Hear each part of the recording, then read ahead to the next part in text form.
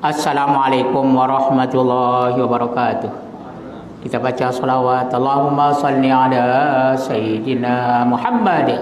Allahumma salli alaihi wa sallim. Allahumma salli ala Sayyidina Muhammad. Allahumma salli alaihi wa sallim. Allahumma salli ala Sayyidina Muhammad. Allahumma salli alaihi wa sallim. Allahumma salli ala Sayyidina Muhammad.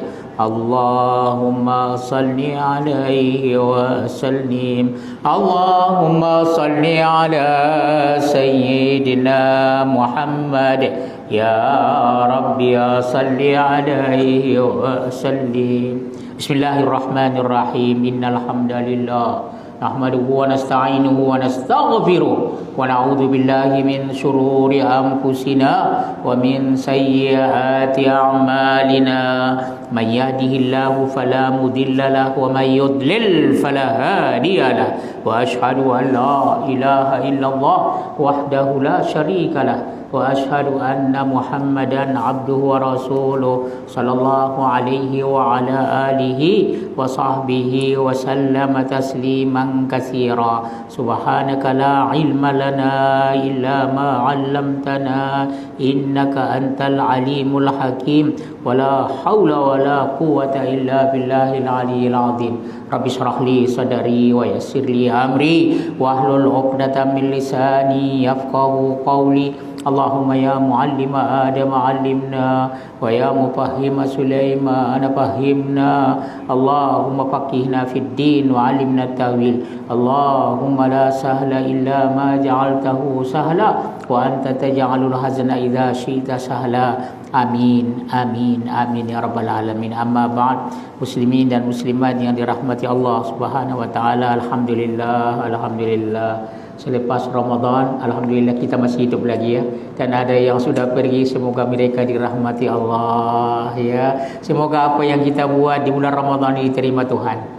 Ya, selalu berdoa Rabbana taqabbal minna. Kita baca sama. Rabbana taqabbal minna innaka antas samiul alim wa tub alaina innaka antat tawwabur rahim. Tuhan kami, terimalah daripada kami. Sesungguhnya Engkau Maha mendengar lagi Maha mengetahui. Wa tub alaina, dan taubatkanlah bagi kami. Tentu ada kekurangan. Engkau taubatkanlah bagi kami, yaitu innaka antat tawwabur rahim. Engkau Maha menerima taubat dan Maha pengasih penyayang. Ya Allah, terimalah ya Allah. Kalau tidak diterima, tak ada apa-apa pun, tak ada harganya. Tapi kalau diterima, Masya Allah, sedikit yang diterima itu lebih baik daripada yang banyak yang tidak diterima. Barakallahu fikum, barakallahu fikum. Selalu berdoa setiap buat amal, ya, buat amalan terus kita berdoa. Rabbana, kita baca sama, Rabbana taqabbal minna innaka antas samiul alim wa tub alaina innaka antat tawwab. Kedua, kekalkan.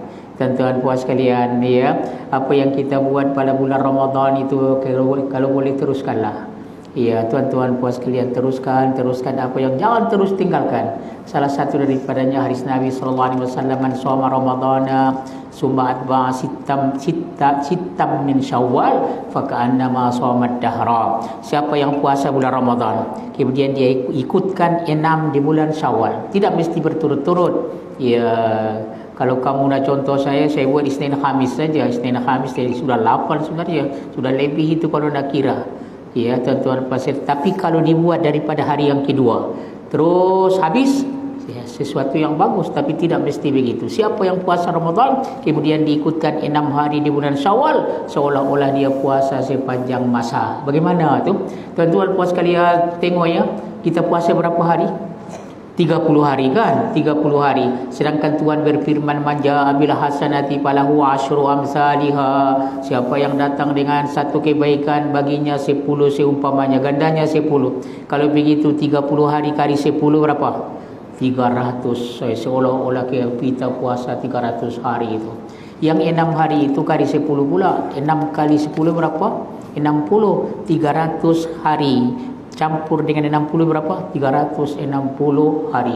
Oh Masya Allah, seolah-olah kita puasa 1 tahun. Kalau tiap tahun kita buat, seolah-olah kita puasa sepanjang masa. Boleh tuan-tuan sekalian? Barakallahu fikum. Pastikan kita puasa 6 hari. Boleh? Barakallahu fikum.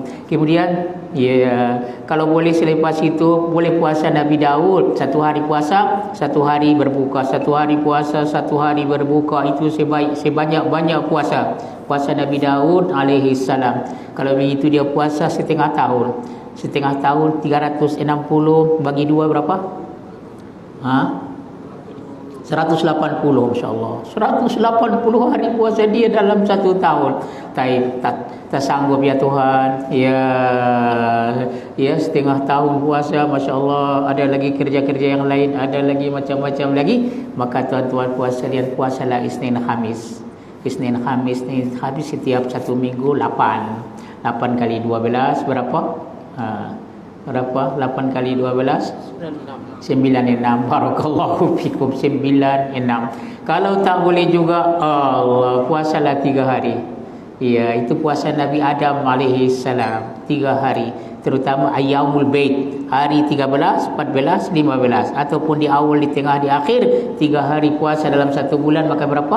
Allah. Boleh tuan-tuan puas sekalian. Tarawih tidak ada lagi, tapi witir ada. Janganlah buat witir 1 rakaat. Sekurang-kurang witir berapa? 1 rakaat. Sekurang-kurang afdalnya berapa? 3 rakaat. 5 lebih baik daripada 3. 7 lebih baik daripada 5. 9 lebih baik daripada 7. 11 sebanyak-banyak witir. Kalau kita buat tiap malam 11 rakaat bagaimana? Seolah-olah tarawih. Banyak masjid yang buatlah 8 dengan 3 11. Kami buat 20 lagi. Di masjid kami 20. Tak apalah, barakallahu fikum. Ya, seolah-olah kita dah sembahyang tarawih sepanjang tahun. Allah. Boleh tuan-tuan puas sekalian, tengok orang dalam Ramadan baca Al-Quran. Masya Allah, baca Al-Quran. Tapi selepas Ramadan tidak baca lagi. Jangan begitu tuan-tuan puas sekalian. Usahakanlah ya sekurang-kurangnya 4 muka surat dalam setiap solat. 4. Sedangkan solat kita 4 kali 5 berapa? 21 juzuk itu. Masya Allah, barakallah. Kalau tak boleh buat, kodokan. Pemanya lah maghrib Isya sekarang kita tak boleh, Isya nanti buatlah yang 8 muka surat. Barakallah. Boleh tuan puas sekalian. Ya, teruskanlah. Tahajudnya, qiyamul lail, baca Al-Qurannya, zikirnya dan yang lain. Baik, tuan-tuan puas sekalian, insya-Allah pada malam ini kita teruskan lagi membaca adab berdamping dengan Al-Quran. Tengok, masya-Allah. Kalau ikat susunan Imam Nawawi, dia bagi satu kitab At-Tibyan fi Adabi Hamlatil Quran, adab berdamping dengan Al-Quran. Atau kalau diterjemahkan At-Tibyan, keterangan pada adab-adab orang yang menanggung Al-Quran. Seolah orang yang menghafal Quran itu dia mengandung Al-Quran. Oh, masya-Allah. Tuan-tuan puas sekalian, kemuliaan orang yang hamlatul Quran. Asal-asalnya orang hafal Quran, tapi hakikatnya bukan saja mesti hafal semua, sebagiannya pun hafal jadilah. Ataupun tuan-tuan puas sekalian, dia tidak hafal tapi selalu baca Al-Quran, masuklah dia insya-Allah daripada orang yang berdampingi Al-Quran. Tapi tuan-tuan puas sekalian, sebagaimana kita ketahui mukjizat Nabi sangat banyak, lebih daripada 2000. Mukjizat Nabi lebih daripada 2000 mukjizat. Tidak ada mukjizat Nabi-Nabi yang dahulu melainkan diberikan kepada Nabi SAW dan lebih lagi. Dan semuanya tidak ada lagi. Ada satu lagi yang tinggal, Al-Quran.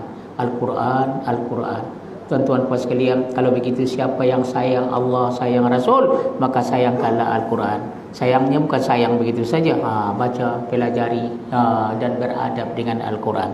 Tapi yang ada kitabnya, seorang dia menterjemahkan kitab At-Tibyan fi Adabil Quran, dan dia terjemahkan adab berdamping dengan Al-Quran. Muka surat 181 ya. Iya betul ya. 181. Ya, penulisan Al-Quran dan memuliakan mushaf. Tuan-tuan puas sekalian, Al-Quran ini disebut juga namanya mushaf. Mushaf ini karena ditulis pada kertas itu. Ya, Quran itu disebut namanya mushaf. Barakallahu fikum ya. Ya, tapi kalau Quran dalam handphone bukan mushaf namanya. Ya, Quran juga, tapi Quran dalam handphone. Tapi kalau ditulis itu mushaf. Tolong bagi saya Al-Quran mushaf. Al-Quran itu betul-betul yang ditulis itu. dalam kertas itu. Dan itu makluman kita pada masa Nabi SAW sudah ditulis Al-Quran. Dan tulis ini menulis dua makna. Satu ditulis pada hati. Oh Masya Allah. Apabila turun Al-Quran itu Nabi bacakan semua orang hafal. Oh ya Masya Allah. Dan orang yang luar biasa, orang-orang yang hidup pada masa Nabi SAW, satu kali dia dengar itu dia sudah boleh hafal. Apalagi 2 kali, 3 kali. Oh Masya Allah. Ya, kita 10 kali, 100 kali pun tak hafal-hafal juga. Dia sekali saja. Masya Allah. Ya, barakallahu fikum. Ya, barakallahu fikum. Baik, ini hebatnya orang yang hidup pada masa Nabi, kerana Allah jadikan mereka begitu supaya mereka boleh menyampaikan hadis-hadis ataupun Al-Quran. Baik, tuan-tuan puan sekalian, turun ayat Al-Quran, maka dibacakan Nabi, semua orang hafal. Kemudian sudah itu maka Nabi panggil kutabul wahyi. Ada 40 orang tukang tulis wahyu. Oh Masya Allah. Siapa yang hadir di situ Nabi panggil. Sabda Nabi, tuliskan ayat ini ya di surah yang ini selepas ayat yang ini. Oh, hebatnya tu. Bagaimana boleh jadi macam itu? Maka dia tulislah ikut perintah kan. Barakallahu fiik. Surah dia tulis, tapi ditulis bukan di kertas. Allah, ditulis pada pelepah tamar, ditulis pada kulit, ditulis pada pada batu, ditulis. Allah, susahnya pada masa itu. Jadi sebenarnya mereka itu menghafal, mereka hafal tulisan itu supaya mana tahu ada terus lupa semua, barulah mereka rujuk kepada tulisan tadi, disimpan di tempat yang terhormat. Ya, barakallahu fikum. Baik tuan-tuan puan sekalian, kita tengok muka surat 181. Penulisan Al-Quran dan memuliakan mushaf. Mushaf itu tulisan kitabnya atau bukunya tu. Tapi ketahuilah ya bahawa Al-Quran yang mulia ini disusun pada zaman Nabi SAW. Pada masa Nabi sudah ditulis, sudah dihafal itu. Ya, sebagaimana yang kita lihat pada hari ini. Ya, memang tidak berubah. Ya, Quran ini dijamin Tuhan. Satu kalimat pun tidak boleh berubah. Satu ayat, satu kalimat, bukan satu kalimat, satu huruf saja pun tidak boleh. Ini keajaiban Al-Quran.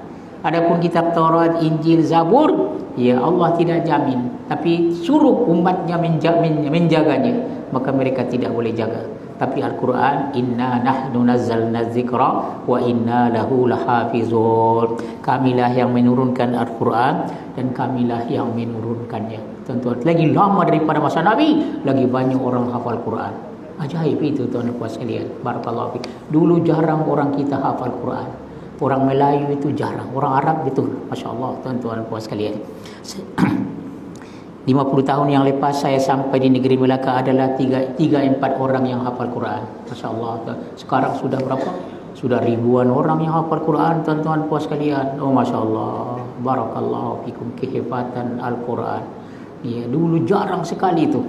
Ya, di kuliah Al-Quran di Madinatul Munawwarah, fakulti Al-Quran, syaratnya mesti orang hafal Quran boleh masuk. Tidak berapa orang kami daripada ASEAN itu yang boleh masuk, karena mesti hafaz Al-Quran boleh masuk. InsyaAllah tuan-tuan puan sekalian, mudah-mudahanlah Allah izinkan anak cucu kita orang yang hafal Quran. Saya sudah tengok bagaimana kehebatan orang yang hafal Quran ini. Saya tak ada apa-apa pun, tapi karena Allah, ya Allah bagi Al-Quran. Al-Quran, Al-Quran, Al-Quran. Rumah yang dibacakan Al-Quran itu, malaikat dari atas menengok sebagaimana kita menengok bintang-bintang di langit. Masya Allah. Nanti turun dari masjid ini tengok bintang-bintang. Bagaimana? Suka kan tengok cantiknya. Begitulah malaikat melihat orang rumah-rumah yang dibacakan padanya Al-Quran. Sebab itu ya, bacakan Al-Quran di rumah itu, terutama waktu malam. Waktu malam. Ya barakallah. Dan ketahuilah yang bahwasanya Al-Quran itu yang mulia ini disusun pada masa Nabi SAW, sebagaimana yang kita lihat pada hari ini. Namun ya, pada masa itu ia tidak dihimpun dalam satu mushaf, bukan satu kitab, tidak. Allah, sebagaimana yang kita katakan tadi, Allah, kita bagaimana nak cari itu ya. Kalau di kulit, di kayu, dia di pelepah tamar, Allah, di batu, mana-mana yang boleh tulis mereka tulis.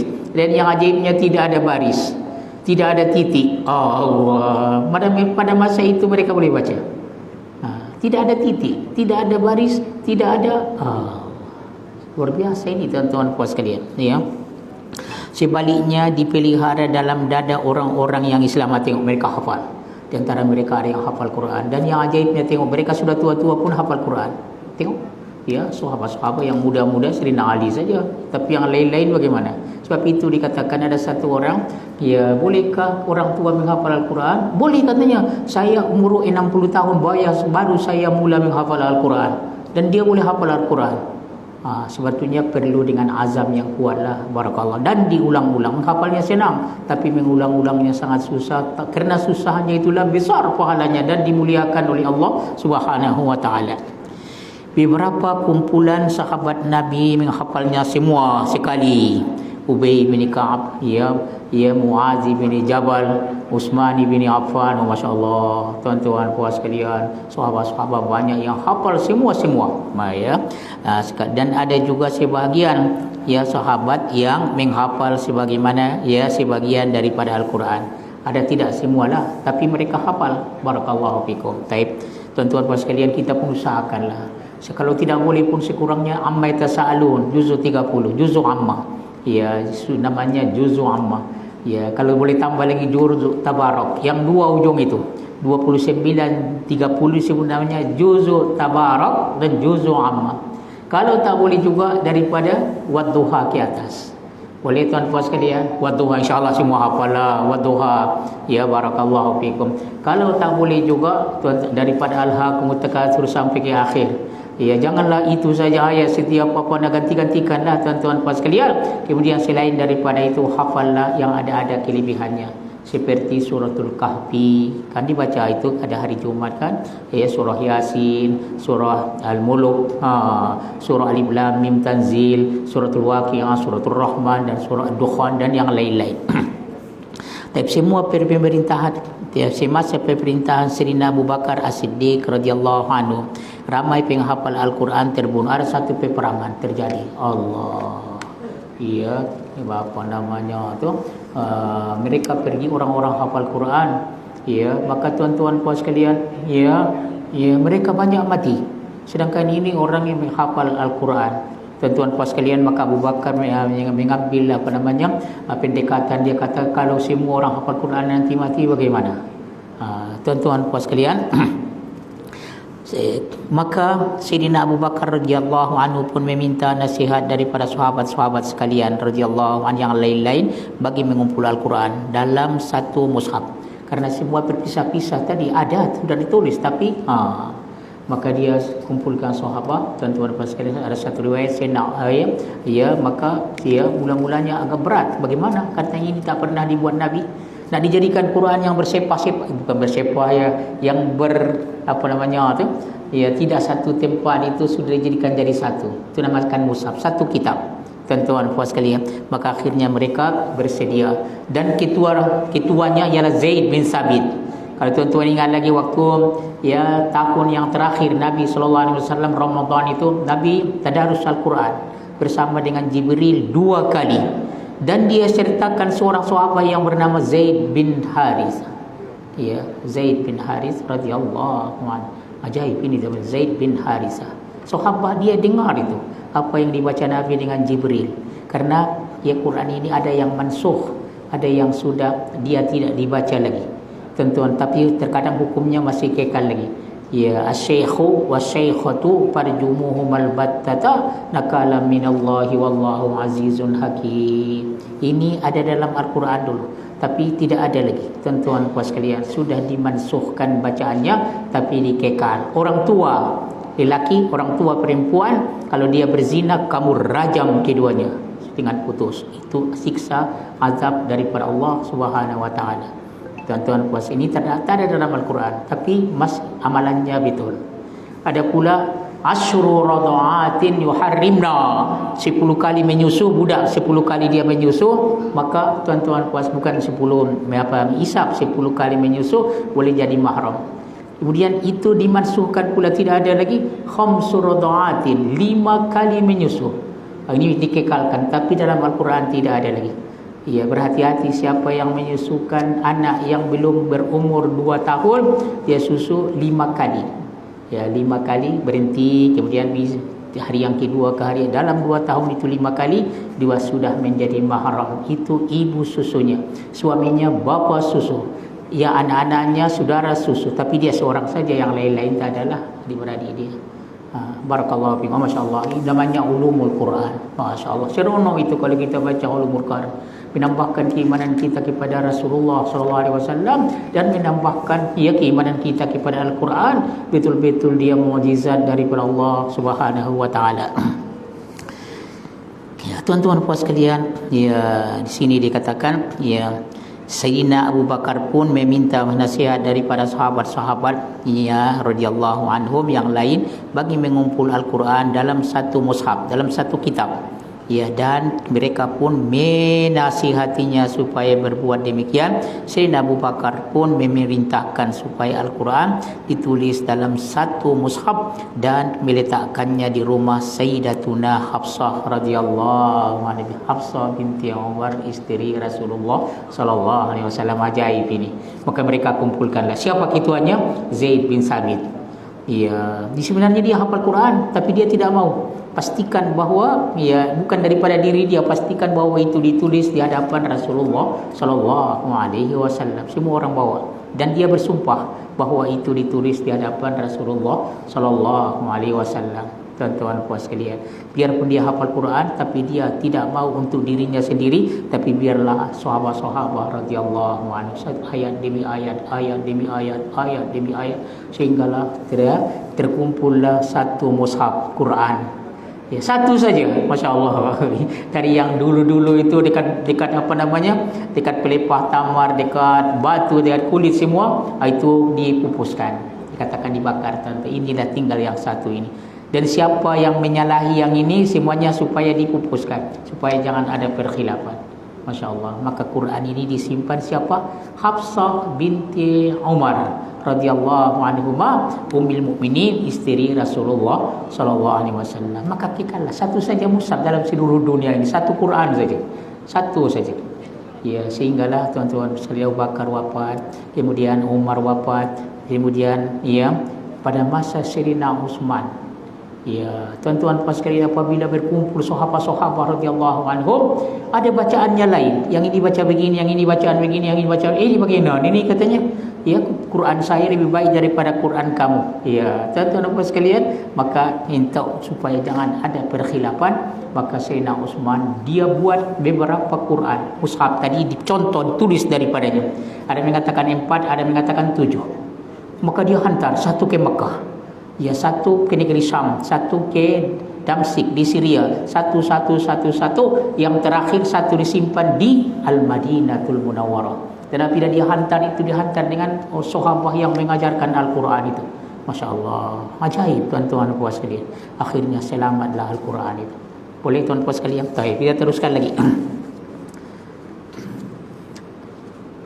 Ketika zaman pemerintahan Sayyidina Utsman radhiyallahu anhu, Islam berkembang dengan pesat dan beliau bimbang perselisihan yang berlaku akan menyebabkan sebagian ayat Al-Quran ditinggalkan ataupun ditambah ataupun terjadi perkhilafan. Apabila berkumpul sahabat-sahabat daripada negeri-negeri yang dari Makkah ada, dari Madinah ada, di negeri Syam, daripada Palestin, daripada Syria, dari semua ada kumpul di situ, maka setiap orang dia bacalah bacaan dia. Ya, maka dia kata kenapa tak sama? Sekarang bagian apa namanya qiraah wadduha wal laili idza saji ma wadda'aka rabbuka wa ma qali. Tentu al-buat sekalian, ada qad aflahal mu'minun. Kita baca qad aflahal mu'minun, dia baca qad aflahal mu'minun. Walal akhiratu khairul laka minal ula. Bagaimana ada taklil, ada imalah. Alhamdulillah tuan-tuan puas sekalian. Ya, kami di kuliah Quran di Madinah, Allah izinkan kami mempelajari ini, masya-Allah tuan-tuan puas sekalian. Tapi yang jadi masalahnya tak ada yang murid yang tak ada muridnya, takut kita pun hilang tak tahu lagi. Barakallahu fikum. Keajaiban Al-Quran. Barakallahu. Ala kulli hal, percayalah bahawa Al-Quran ini kalamullah dan ada keberkatan padanya. Kitabun anzalnahu mubarakun. Kitab yang kami turunkan yang berkat padanya. Pastikan tuan-tuan puan sekalian. Ada seorang alim, dia kata kalau pada masa kita ini semua orang yang hendak melihat handphone, sebelum dia tengok apa-apa baca Al-Quran dulu, Masya Allah banyak dia boleh baca Al-Quran. Boleh tuan-tuan sekalian? Ya, saya ingatkan diri saya dan tuan-tuan, kalau terasa nak baca, nak tengok WhatsApp ke, nak tengok apa-apa ke, baca Al-Quran walaupun sedikit. Baca muka surat, kan dalam handphone kita kan ada Al-Quran, tapi semua tengok melainkan Quran tak tengok. Allah. Boleh tuan-tuan sekalian? Ya, mari kita buatkan begitu. Apalagi selepas Ramadan ini, Masya Allah, oleh berberkat itu. Ya. Oleh itu beliau pun memerintahkan mushaf yang ada dalam rumah simpanan Sayyidatuna Hafsah ditulis dalam beberapa naskah yang disepakati oleh para sahabat dan dihantar ke negeri-negeri umat Islam. Masya Allah, satu dihantar ke Makkah dan seorang sahabat ikut sama, satu di Damaskus, di Misqah, Damsyik, dihantar ke negeri Syam, dihantar ke Palestin. Ajaib ini. Dan sahabat-sahabat setuju. Saya katanya mau pergi, saya ajarkan mereka. Masya Allah, tuan-tuan puan sekalian, serta memerintahkan mushaf yang menyalahi mushaf yang disepakati supaya dihapuskan. Ya, mereka bakar. Tuan-tuan puan sekalian, Quran ini kalau mau dihapuskan, sekarang Jabatan Agama dia ada cara, dia boleh bawa ke sana. Ya, dihormatilah. Ada dua cara. Satu dibakar. Tapi apa bakarnya bila dihormati. Ya, jangan ada satu huruf pun yang tertinggal. Ya, dan janganlah dibakar di tempat sampah, tempat yang mulia. Satu lagi tuan-tuan puan sekalian, dibenamkan dekat sungai atau dekat laut itu, sehingga betul-betul hilang itu bacaannya, tidak ada lagi tinggal. Kalau bagaimanapun ditakutkan kalau yang dibenamkan itu dia masih ada yang tinggal. Sebab itu mereka hancurkan dulu. Mereka mesin, mereka sehingga hancur lagi, tidak ada huruf-hurufnya lagi, cuma bekas saja, maka mereka buang ke laut itu. Barakallahu fiik. Ya. Sayyidina Ali bin Abi Thalib dan juga semua sahabat radhiyallahu mereka setuju Rasulullah sallallahu alaihi wasallam tidak menjadikan Al-Quran dalam satu mushaf kerana pada masa itu masih berlaku penambahan dan juga pembatal, ada nasikh dan mansukh. Tuan-tuan puan, seperti yang saya katakan tadi, ada ayat Quran yang tidak ada lagi ditulis, yang terakhir itu saja. Ya, Zaid bin Sabit dia ikut bersama dengan Rasulullah sallallahu alaihi wasallam tadarus Al-Quran dengan Jibril. Hal tersebut berterusan sehinggalah Nabi SAW meninggal dunia. Ya, semasa pemerintahan Sayyidina Abu Bakar dan para sahabat yang lain, proses pembatalan dan nasakh berakhir. Tak ada lagi nasakh mansukh. Nabi sudah wafat, siapa lagi yang berani untuk membatalkannya? Mereka berasa selamat bagi menghimpunkan Al-Quran. Mereka pun melakukan pengumpulan Al-Quran. Dan ketuanya siapa? Pemimpinnya Zaid bin Sabit, bukan Zaid bin Harisah. Zaid bin Sabit radhiyallahu, Zaid bin Harisah itu anak angkat Rasulullah sallallahu alaihi wasallam. Zaid bin Sabit, minta tolong ya, ingatkan balik Zaid bin Sabit radhiyallahu anhu. Zaid bin Sabit radhiyallahu, saya ulang balik. Oh masya-Allah. Ya, Zaid bin Sabit radhiyallahu anhu. Bukan Zaid bin Harisah. Zaid bin Harisah yang pernah mereka jadikan dia anak angkat Nabi, sehingga Zaid bin Muhammad. Ya tuan-tuan puan sekalian, Zaid bin Sabit radhiyallahu anhu yang pakar dalam Al-Quran dan juga pakar dalam ilmu faraid. Taib. Para ulama berselisih pandangan terhadap jumlah huruf yang dihantar oleh Sayyidina Utsman radhiyallahu anhu. Imam Abu Umar Ad-Dani rahmatullah ini mengatakan, kebanyakan ulama mengatakan Utsman memerintahkan supaya Al-Quran ditulis sebanyak 4 salinan. Berapa yang disalin daripada mushaf yang pertama tadi? Tuan-tuan, ada yang mengatakan 4, iaitu diutus ke Basrah, satu di Iraq sana, ke Kufah, Iraq juga, negeri Syam, telah masuk daripada Palestin dan Syria, dan Jordan, dan menyimpan 1 salinan di sisinya. 4 lah. Dan Abu Hatim As-Sijistani As-Sijistani mengatakan Uthman menulis naskah buah ya berapa 7 buah salinan. Oh masya-Allah ya. So menulisnya bukan senang. Pada masa kita ini ada ada matbah, ada percetakan, mereka tulis dengan tangan itu tuan-tuan puan sekalian. Allah ya. Tak ada fotostat, tak ada, tulis dengan tangan. Bagaimana nak tulis itu tuan-tuan puan sekalian? Dikatakan ada 7. Ya, satu salinan diutus ke Makkah, Makki dikatakan. Ya, Mushaf Makki, Uthman. Ya, ke Makkah. Satu lagi ke Syam masuk daripadanya Jordan ya dan Palestin itu. Satu lagi ke Yaman. Oh masya-Allah. Satu lagi ke Bahrain, satu lagi ke Basrah di Iraq, satu lagi ke Kufa, dia masih lagi di Iraq, dan satu salinan disimpan di Al-Madinatul Munawwarah. Dan tuan-tuan puan sekalian, untuk maklumat kita, Al-Quran tulis Arab ini dia 2 tulisan, Imla'i dan Uthmani. Tuan-tuan puan sekalian, ya. Imla, kalau imla itu tengok ya, imla, dan satu lagi Uthmani ya. Kalau ya Bismillahirrahmanirrahim, kalau imla ar-Rahman itu ada mim, alif, lam, ra, mim, ar-Rahman, alif di atas, ar-Rahman alif di atas, nun, baru ar-Rahim. Tapi kalau Uthmani tidak boleh pakai alif itu. Bismillahirrahmanirrahim. Manya tu tak ada, dia pakai alif. Tapi ditulis tanda alif kecil di situ. Itu namanya Uthmani. Ini hebatnya. Ya, barakallahu fikum. Jadi Quran ditulis dengan Uthmani, Rasmul Uthmani. Kenapa? Pada masa Sirina Uthman itu ya ditulis caranya begitu. Barakallahu fikum. Barakallahu fikum. Maliki yaumiddin. Tidak ada alif itu. Maliki yaumiddin. Sebab 2 bacaan. Satu Maliki yaumiddin, Maliki yaumiddin, supaya dua-dua boleh dibaca.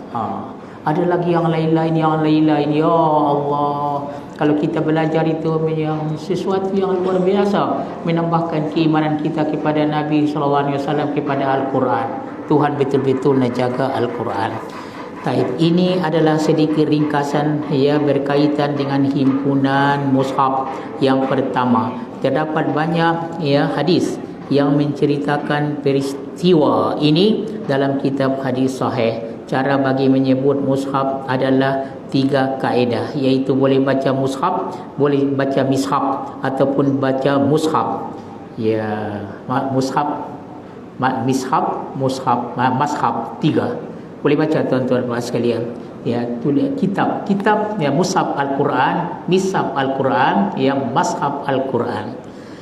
Bagaimana mushaf dan mishaf? Ya, mushaf baris dhammah, baris di depan, dan mishaf baris di bawah adalah sebutan yang terkenal.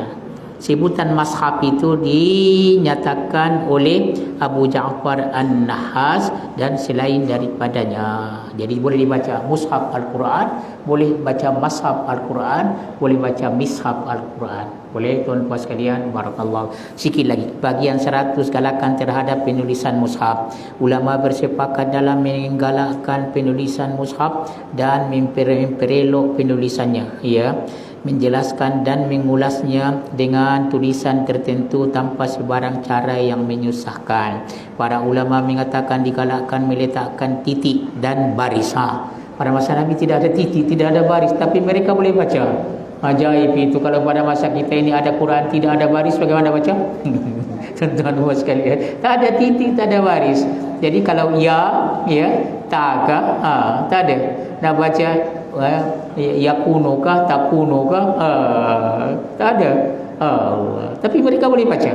Ini keajaiban orang-orang Arab yang hidup pada masa Nabi sallallahu alaihi wasallam. Ya, digalakkan meletakkan titik dan baris dalam mushaf bagi mengelakkan kesilapan, kerana bukan orang Arab saja bacaan dan sebutan. Ya, manakala Asy-Sya'bi dan An-Nakhai mereka tidak setuju. Katanya biarlah sebagaimana pada masa Nabi sallallahu alaihi wasallam, tak ada titik, tak ada baris. Ya, tuan-tuan puan sekalian, sebab itulah terjadi itu qiraah itu. Maliki yaumiddin, maliki yaumiddin. tuan-tuan puan sekalian, barakallahu fikum ya. Pada hari ini ia tidak berlaku kebimbangan seperti itu dan tidaklah halangan bagi melakukan hal demikian.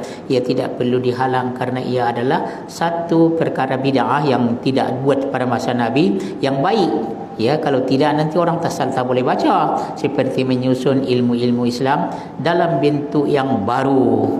Ya, membina sekolah-sekolah, ya, persatuan-persatuan dan yang seumpamanya dengannya. Wallahu a'lam. Jadi boleh sajalah tuan-tuan puan sekalian. Bagian ke-101 hukum menulis ayat-ayat Quran, insya-Allah kita sambung di sini. Boleh tuan-tuan sekalian? Kesimpulan bahawa Al-Quran dijamin Tuhan. Inna nahnu nazzalna dzikra wa inna lahu lahafizun. Dan tuan-tuan puan sekalian, Al-Quran ini ditulis di depan Nabi SAW. Tuan-tuan puan sekalian, dan Nabi beritahu, letakkan ayat ini selepas ayat yang ini. Ayat yang mula-mula turun surah apa? Suratul Alaq.